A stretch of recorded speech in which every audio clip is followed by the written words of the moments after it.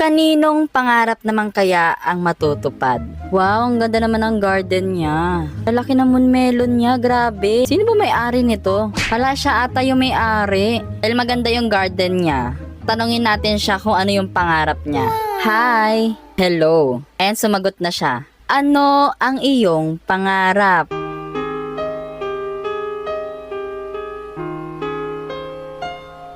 Wow, naol. Alam, may naiinggit. Magkaroon po ng trillion shekels at dragonfly. Wow. Trillion shekels at dragonfly? Oh my God, guys. Check natin kung meron pa tayong dragonfly. Ayan, meron pa tayong dalawa. Ito ba ang pangarap mo? Opo. So, bablessingan na natin siya. Tapos, gusto niya rin daw ng trillion shekels. So, hanapan natin siya. Ayan, meron tayong 7 trillion dito na natira. So, beblessingan na natin siya.